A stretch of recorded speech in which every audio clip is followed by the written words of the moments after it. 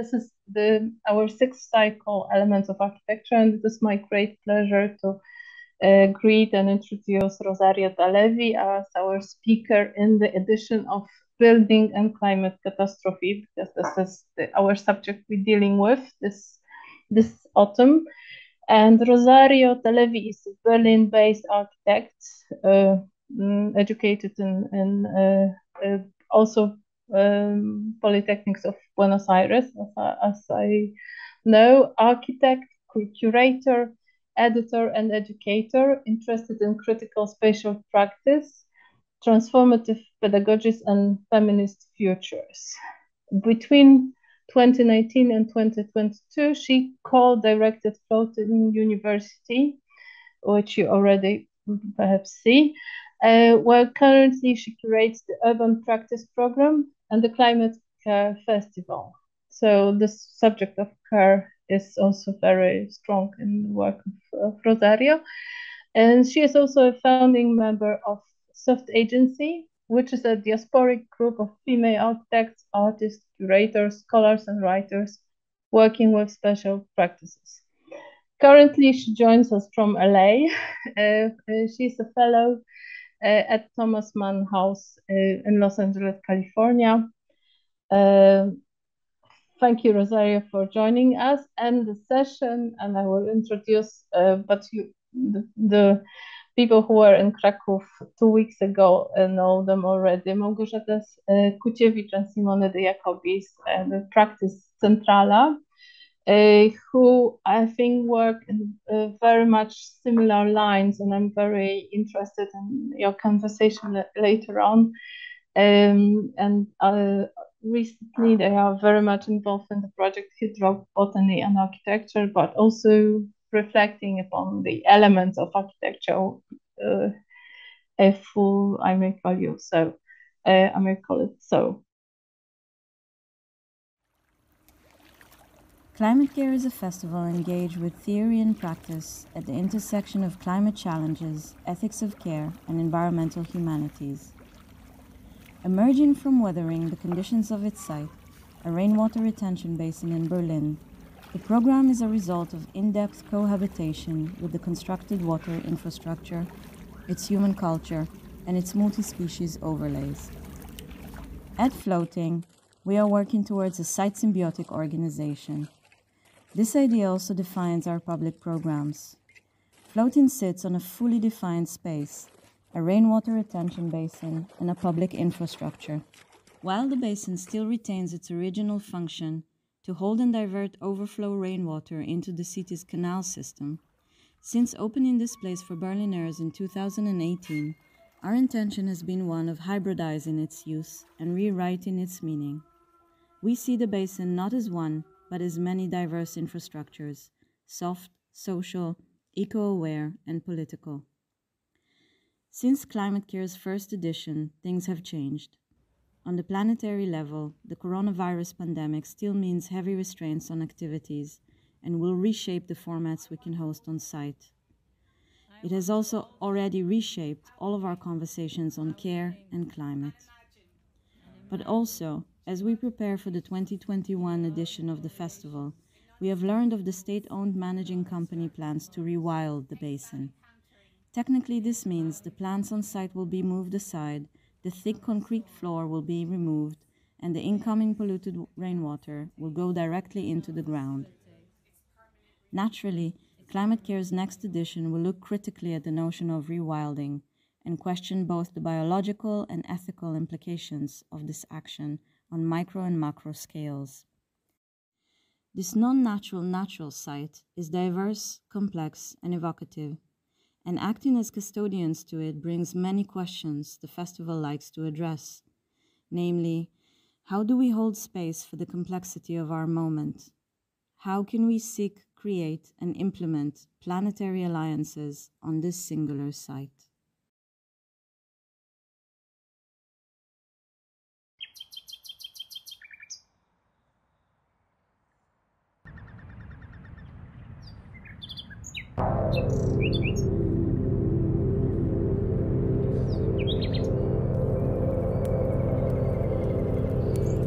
Das Wassernetz Hydrodictyon reticulatum bildet schlauchförmige Zellkolonien. We can drum up God all night. We can pray all night. But if we continue allowing taking care of the objects around us, selfish it's like taking care of ourselves. destroy our forest in this fashion, Which better an object than an umbrella that provokes us to look at the sky, to predict the elements? Thanks a lot, Rosario, for this, for showing us the entanglements of the world on this very piece of land, and in the case of the floating university and the festival.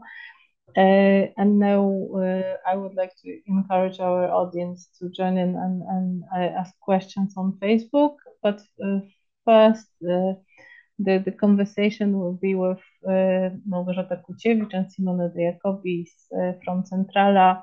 I think that you are somehow related, knowing the work of Centrala and now hearing more about Floating University and remembering your title, Humidium. I think that you are very much working on similar lines, and I'm really glad that we could now listen to your conversation.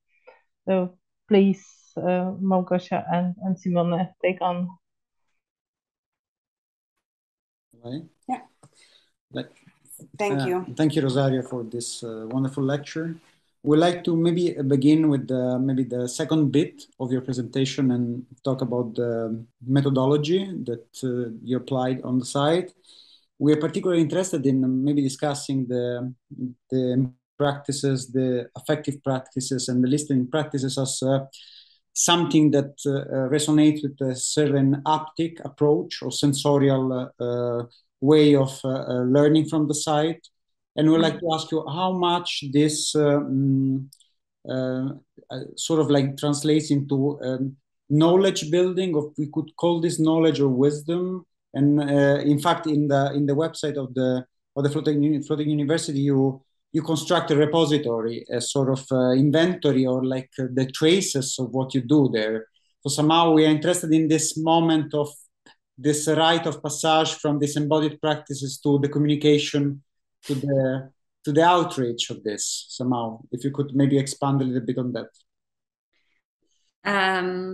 Yes, I think first I would like, I don't know if I said this, but the Floating Association has today almost 50 members. We're not everywhere, let's say the level of engagement is always shifting and rotating, because it's important to say that nobody is employed. We are non-for-profit. We need to fundraise every year for our sustenance. Sometimes we're very lucky, sometimes we're not. So it's important to also say that there are many bodies involved laboring this site. This, I would like to stretch this, because this passage, as you say, the transfer, let's say, there's one thing of being on site and doing a lot of things. And then there's also this exercise of translating this sensorial, as you mentioned, which is a different kind of, I think it's an act of translation, right? It's not the same. And there are some things that, they're just on the site and cannot be really translated. So of course we are very aware and fond, and we always are trying to, scrap some funding in order to be able to, let's say, hold the knowledge, like as if it would be a bowl where we would, hold this knowledge. And for example, I want to be also very, very practical about it, and not very philosophical. We were invited in 2021 to participate within a big exhibition that was happening in Berlin in one of these in the International Congress building. I don't know if you know this huge, like silver building built in the 70s that only operated during 10 years and then was shut because it was impossible to maintain, basically, and there is some kind of asbestos, blah, blah, blah. And the Berliner Festspiele was turning 70 years, and they did an amazing, they convinced the city basically to open the building and allow them to have their 70th birthday celebration with a 10-day festival in this building. And the director of the festival is a fan of us and approached us and say, hey, do you want to do something? And we were actually, well, we're not artists, you know, we don't produce pieces for festivals. We are, let's say, a production house ourselves. But this, you know, there was a considerable amount of money available for this. And we decided, as we thought, okay, how can we use this in a meaningful way? And what do we never have time for, right? Because we are producing, we are embodying inside, and we are like having this, and then we don't have the resources to process, to do the transfer exercise, to, you know, reflect and so on. So we said the most meaningful thing would be to stage an office within the festival. So for 10 days, our contribution to this performance festival was basically to stage and bring some chairs and some artifacts from floating and the rubber boots, you know, and like a piece of concrete and like everything that makes, let's say, our activities on site possible, to stage them there. We literally built an office, and then we paid our communication team members to work throughout these 10 days, scanning, writing text, uploading, you know, making a picture, like a set where they were photographing things, where other members of the association would come and they have sittings with them, and then would have the time to basically process this and do this as this translation exercise. It's not just archiving a repository. I think we use the word repository because it's the nicest, more open way. You know, we discussed, we don't want to call it archive. Archive seems something, you know, that nobody cares about, and is, you know, this part of on the basements and so on. I don't know if that answered the question, but it also speaks about our methodology of how we work as a group. And thank you. Thank you.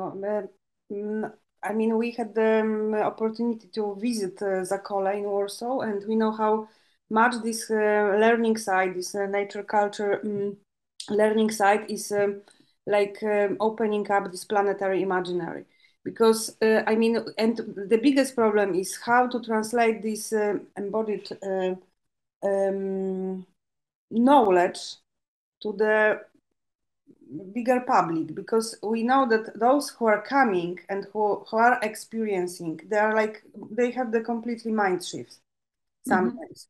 And it's really difficult to advocate for this kind of new experiences to the people who are not so eager to come to the wetland, for example. So that's the for us, it's an important question for the future practices, how we can disseminate this, to transfer that experience. So that's this is why we are asking if and I'm really happy that you said that it's always a translation, that you cannot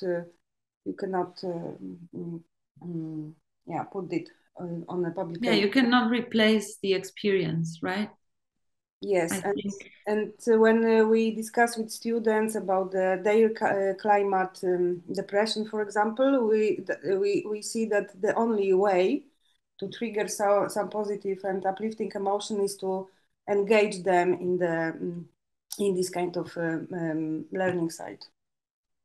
So for me, the most striking part of your presentation was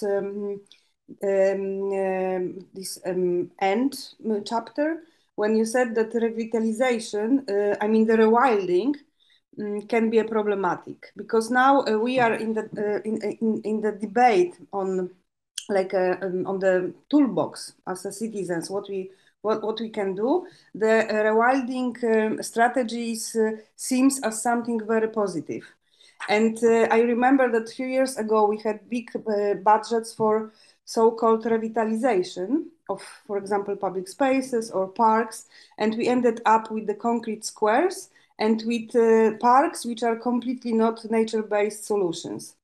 So now I see that for the future, your challenge will become our challenge, that this rewilding topic can easily become a greenwash. So, of course, in your case, it's as well connected to this role of caretakers. And this is, I see that we will have to discuss the new position of citizens as a caretakers. So it's not a question, it's a commentary, because but maybe, if I can. And I sorry, yeah. No, I just want to integrate a little bit what Gosha said with also, maybe that something that could become a question, in fact, is, when reading a little bit about the rewilding plan for the floating site, seems to be, the issue seems to be with the wastewater management and how to phytoremediate the water that is now being collected by the very basin, the very infrastructure. So I wonder, the question then would be, in your alternative vision of the rewilding process in this map that you presented, then there is space for that. So somehow to demonstrate to the city that cleaning wastewater, it's something that can be carried on utilizing the existing infrastructure and not necessarily dismantling it for this purpose. Yeah, I show here just one, the most evocative in terms of how we understand our role. It's not a scientific drawing, but I can also share with you the fact that one of our association members, Catherine Ball, she was invited for the first iteration of the Floating University as the water artist. She works with everyday infrastructures, and she was in charge of, during the first year was pretty much about water. The main, let's say, architectural, the central architectural piece in that installation that I showed before was a bathtub funnel, like a bathtub structure, where Catherine created a series of filters in old bathtubs, ceramic bathtubs, or just bathtubs. And then you would see water collected from the rainwater. And there was also a wheel that would collect the water from the basin and bring it to the funnels. And then we say that floating is a pedagogical dispositif, right? Where learning is staged in a way, right? Where you see the learning process, you're learning. Yeah? It doesn't mean that necessarily that's the most effective system to clean water, but it's showing you in a very pedagogical way how this is happening. And I mentioned this because it's also a nice story. Is that Catherine was working with these DIY filter systems. Then she brought in scientists and installed moving beds. The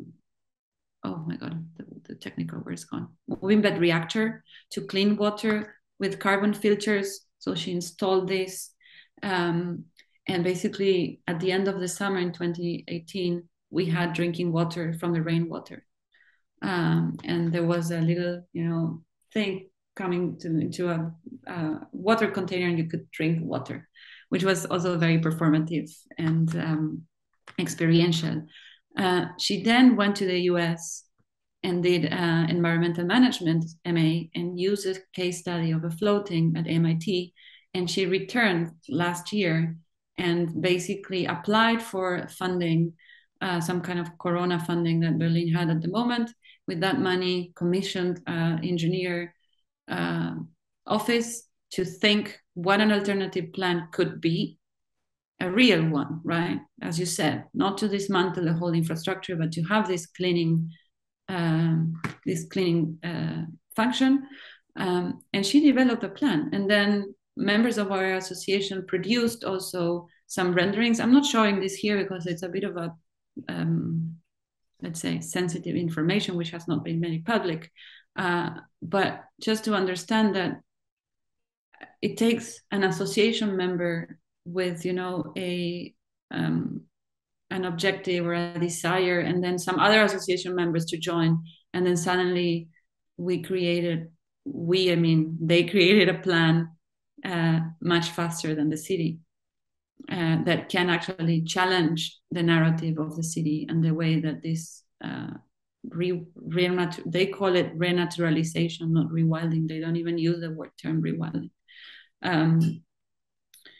Yes, but all of this is still in really closed doors. It has not been made public. They're still doing the feasibility studies for understanding what a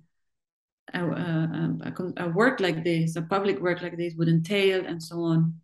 And it's very slow. But to answer your questions, yes, we do produce those drawings, and I also agree with Gosha. This was also part of our fear or our concern, let's say, when we did the festival, as we also see that this rewilding narrative, it's being very quickly co-opted by city administrations and by private investors, and it's about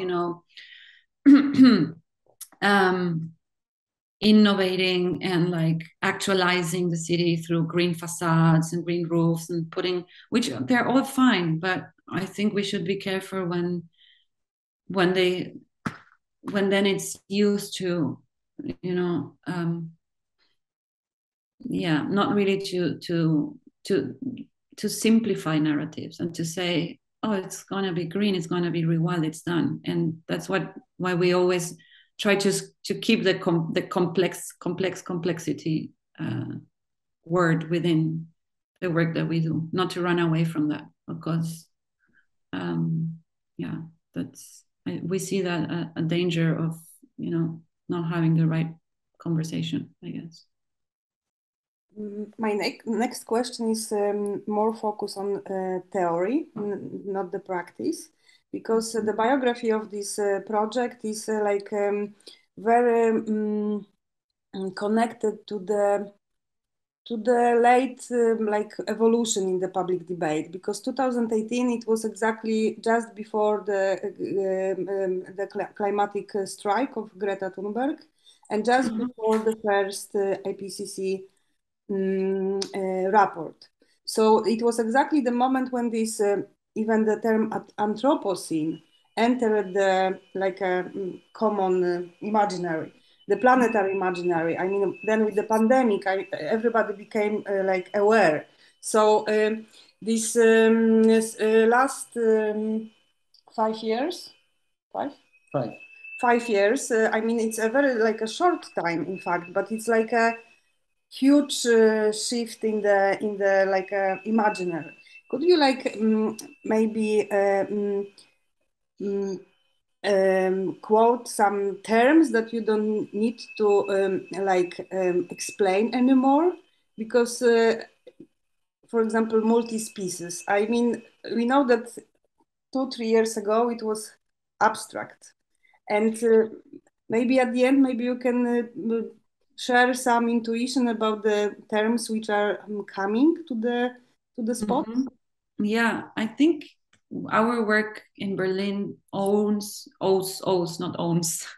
lot to the work, the Anthropocene project at Haus der Kultur und der Welt. So the House of World Cultures is now finishing a 10-year marathon of the Anthropocene. So this has been, there is a proximity to this cultural knowledge production that has been influencing our work and bringing these terms to us, or us going there and then soaking on those terms. And I think, I would like to mention that because they're finishing now an amazing 10-year project with a a project called the Anthropocene Curriculum, which has an amazing planetary database of projects like us. And it has been very important also for us to network and to exchange knowledge, languages, meanings. And it's all online. It's anthropocenecurriculum.com. That's a source that should be people that are interested on this kind of theories and practices could review. In terms of, I also see, I mean, when it comes, I mean, and this, I mentioned this because this is coming from a very interdisciplinary group of people gathering around the question of the Anthropocene.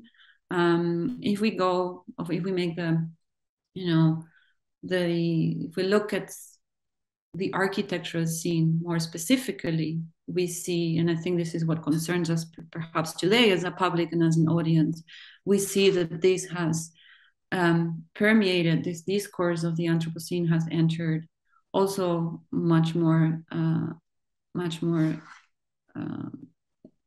in the last, I would say also 5 years, through this whole cohabitation language, right?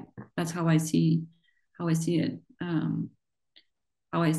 Like this, with this question that the first quote which I opened the lecture with, Marion van Osten, yes, the question of like, how do we as architects or city planners include these other species as also agents of transformation or even space making?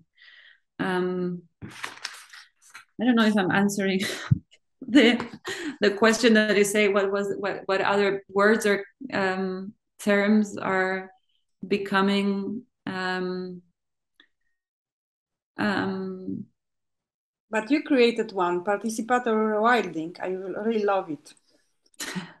Yes, so. I think this comes from this idea of I don't know if we created this. I think when we did climate care with the rewilding years, which we were absolutely no experts on rewilding at all, but the festival, it allows us, to do this research and then to get in touch with all these different people. And I think rewilding comes, in cities.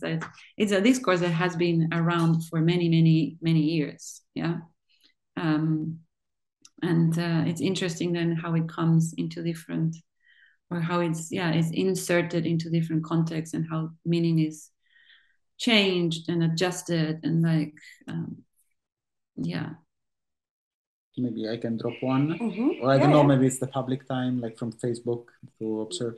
I had like one, like maybe simple, not simple, but when you showed like this organization diagram of the different sector that are in which the association is subdivided, I was particularly stricken by the presence of the hospitality group. And I wonder how a learning device, how an association relates to the public in the sort of in this layer of hospitality. Because for me, this activist practice, or this considering hospitality as a part of your credo, or as a part of your mission statement, is very interesting. Like all the other ones I could foresee, but this one was like something that interests me. Like, how do you define this, hospitable place? This invites people in, and how this works. Yes, there are two ways I can answer to that question. There is the very, literal way of bar and kitchen, which is here, the bar and the kitchen, which is the heart of every social practice, right? Cooking together, spending time, hanging out. And this happens through food, through drinking. Many of the also activities, that we do have also are related to this, let's say, food politics, right, as well. And so that's one answer in terms of how we use these social spaces of the kitchen and the bar. Then there is another question too, the question of hospitality, which is what we borrow also from Sandy Hilal, which is the switch between the guest and the host, which is also a way that something that is important in our practice is to exercise this swap, where you basically give space and remove yourself from the eternal hosting condition, and you become a guest in your own space. And Sandy has written extensively, of course, reframing Deleuze. I won't go into there, but there is an amazing article and also a project that she did in Sweden with migrants, where she also claims that the eternal host, it's extremely problematic, no? And she. If I may interrupt you, actually, we in Autoportrait, the journal I mentioned, we published an interview with Sandy Hilal by Kinga Zemwa. It was the issue on spaces of care, and it's available online. And she talks about exactly this, how you change your situation as a refugee by receiving guests. By becoming a host. Yeah, by becoming a host, which was really, which is a great concept, actually totally reframing. Yeah. Perhaps I can ask you a question from Facebook from Ola Kędziorek, a friend and curator. You mentioned a contract with the Tempelhof company. Does it mean that you are renting the space? How does it work formally? Was it difficult from the legal point of view to build the structures of the floating university on the surface of old retention pool that is flooded from time to time? How did the landlord react to the idea? Okay, so yeah, that's a very interesting question. So we sit in a public infrastructure, which is a bit more complex than just renting a space. So the basin is owned by the city, yes, and it's managed by Tempelhof GmbH, which is a state-owned company that it's organized as a private company, and those are our landlords. We have a contract. We don't pay rent. They just allow us to be there. This was one of the victories of negotiation from Ramlabor from the first iteration. Ramlabor having an extensive amount of experience within doing this kind of temporary projects. So, and also Berlin having, a literacy when it comes to temporary interventions in public space. So when Ramlauer approached Tempelhof, everybody knew what they were talking about, and it was not a surprise, right? You don't need to explain, to start from zero. But of course, the site has different stakeholders because you have the water company who's draining the water, and then of course, the moment that we enter into there, it becomes a gray area, right? Because when it was closed, it was a technical infrastructure, belonged to the city, managed by the experts, no question. The moment citizenship or citizen-led activities take place, then you have the commune level, and as if we would be operating in public space, which we are not, right? But we are, because the moment we open it, it becomes public space. So all the legal, the legal protocols regulating any kind of temporary intervention in public space applies. So when the space group, the architects build, they need to approve the temporary interventions with the city planning department, with the ecological department, and of course also with our landlords as well. And this is always very tricky, very messy, because there is this gray area. We are temporary, but because we stayed longer, not really temporary. So there is this kind of very messy and complicated way of the way we see, the way we understand, the way we work, and the way that then this is translated and perceived by the city administration. And I only can say it's not easy. There is a lot of lost in translation. yeah. Dorota, maybe more questions from the public, or? I think there was one from Ola, but I have one more referring to what Gosia said about words, because the new words or the new terms that will be coined and they perhaps taken over, I would like to also ask about old words, because, for example, care was after the pandemics all over the place, and what we do with words that are taken on and used by, I don't know, or the marketing or business, shall we abandon them and again invent new ones, or shall we somehow try to reclaim them? How do you see it? Yes, this is something that we question ourselves all the time, especially when you work ahead, right? When you use terms before, I think mixed feelings. I think it's very important that words have become mainstream, so that they're not just silos or, you know, academic bubbles. It's important that the terms are widely distributed and people can access them and also understand them, and that there's this exercise of learning together these terms as well. And we have big discussions within the association as well of using, you know, nature culture. Is it inclusive? Is it excluding people? What does it mean? And so on. But I think this is, if you address it as part of your practice, as part of your, you know, exercising with others, we should use them. That's one question. That's one part of the answer. And the other part, I think, no, we should definitely not let them.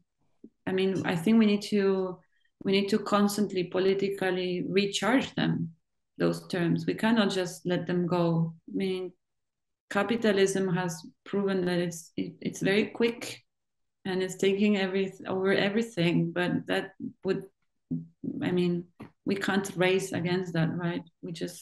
I think we need to be very aware of how these terms are being used, and to discuss them constantly, and not understand them as fixed terms or as a, you know, solid reality, but as something that can be all the time negotiated, I think. Yes. So our last questions. Yeah, maybe it's a bit of a double question, but indulge me on this. One thing that I'm very interested in is like the visible infrastructures, or infrastructures made visible through your project, and somehow the fact that through the history of modernity we always tend to make infrastructure invisible. And I think that it's very interesting that this project does quite the opposite by superimposing this, hybridizing it, superimposing different layers of meaning. And the first, let's say, question is like, if you, within the framework of the Floating University, mapped other potentially visible infrastructure within the urban fabric of Berlin, of which the floating can become part one knot in a larger network. This would be the first question. And the second would be if there is any connection or any of part of the program that you carry connected with urban microclimates, and now bodies of water, in the case of in fact, a large retention basin, influences the well-being of any inhabitant, being human or non-human, within the area. And this has been maybe part of, maybe not legislative, but kind of like your field within floating. Yes. To the first question, whether we are part of other infrastructural sites made visible in Berlin, I don't think so. Not in this open way. Not in this, you know, like yes, we have a network. We do have other. I think what makes us very particular is the fact that we layer an urban infrastructure with cultural activity, right? Artistic cultural activity, production of knowledge, and so on.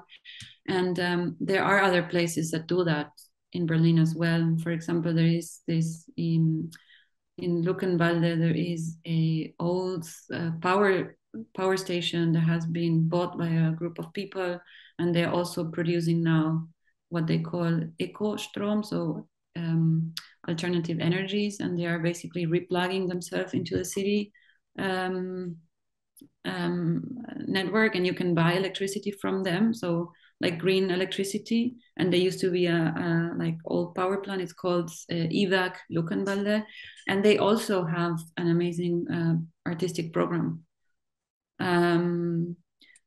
This network making is always something that also it's we like to do and be in touch and exchange. I don't know how much formalized these things are, and but we are in touch with other people. And of course, I have to mention that there has been in the last 4 years, a very, very big lobby called Urbane Praxis in Berlin, that Floating University is also part of, as a site where there is not, it's not, let's say the focus is not on urban infrastructure, but the focus is in recognizing and asking the city of Berlin to acknowledge that the way that we practice this thing that brings together urban development, environment, education, and what was the fourth leg? I forgot, culture, as a way of doing, and that we should have our own funding, like, you know, theater houses have, or museums and so on. This acting in urban space, interdisciplinary, that should be recognized and funded accordingly. That's also, let's say, a lobby effort that I should mention, that it's many people have been working very hard for this. And then in terms of other bodies of water across Europe, there is an initiative at the moment led by Gili Kajewski from our side, and in connection with Sacole, with Lake Vakaresti in Bucharest, with London, I don't remember the site name, but yes, there has been an effort to start researching us and understanding us from this perspective of active urban infrastructures that hold other things than their initial, let's say, purpose or planned function. Yes, that's on the making, and I think it takes time, but hopefully something comes out of it. Okay, so my final question is, yes. It's a technical question, but I was really intrigued by that slide from the visioning session. Can you elaborate more how this working on the future looks like how those sessions? You mean this one? Yeah. Or this one? No. How you programming the future? How we program the future with a lot of discussions. That's it. I think this visioning session of 2020 was a very special one because it was in the middle of the pandemic. We had absolutely no money for programming, and we were not allowed to do any cultural activity. So there was this forced, let's say, hiatus. And the nice thing at Floating was that we had an open space where we could actually gather. So the gathering was possible. And we work with a lot of, it's not easy, and I have to say it's not as nice as in the pictures. You can imagine that when you put together 50 people to work on a common vision, there are many visions. And I think this is nice. This is a nice drawing that Roman did. He's kind of the graphic designer at Floating, and so he's always obsessed with visualizing and organizing the messiness into some kind of comprehensive system. But yeah, not everything can be realized, and there are different, clashes in terms of how we do things and style. But I think that's also I think that's also what I mean when we say that we stay with the complexity, and this complexity is very uncomfortable sometimes. And not everybody's happy. And it's full of tensions and contradictions and like. But the other way of seeing it is perhaps also that we don't, we're not an homogenic group, and that's also important to keep, that in one place there is no one. This is how we do things, right? Okay, so my final question, but a very short one, is because you mentioned that the Climate Care Festival happens every 2 years. So I guess next year is the next edition. What will be the subject? Have you decided yet? Yes, the subject, we made an application and we hope we get the funding, and we would love to do it. Also, if we are still allowed to stay on site, because this is a question. We don't have the title yet, that comes later on, but we are gonna work on concepts of, we wanna explore more this idea of hybridity and governance, urban governance or ecological governance. That's to go deep into the question that we started, and also responding to, to the site, and how can we become involved in, this maintenance and infrastructure update and so on, from many different perspectives, I guess. Yeah, that's all I can say by now. That's quite a lot. Thanks very much, Rosario. It was fascinating to talk to you. Thank you very much, Gosia and Simona, for all the questions and for leading the session. I would like to end with, of course, thanking Goethe-Institut Krakau for making this possible, and 2 announcements, or actually rather 3 announcements. The third landscape manifesto, which Rosario referred to in her talk, was also translated to Polish and published in Autoportrait. It was the issue called Nieużytki, so the wastelands, basically. Second announcement is that this Wednesday, the talk of Małgorzata and Simone will be available on, will premiere on YouTube. So stay tuned and can watch it. And also the last event of our cycle, of this autumn cycle, will be Daniel Barber's lecture on thermal practices, and probably referring to the modernist knowledge of the climate, which we lost in the course of time. And it will be on the 21st of November. So now we have a break. Okay, thank you very much. Thank you to the audience. Thank you for having me. Thank you, Gosia and Simone, for the great questions. Yeah. Thank you. Thank you. Bye. Bye-bye. Bye-bye.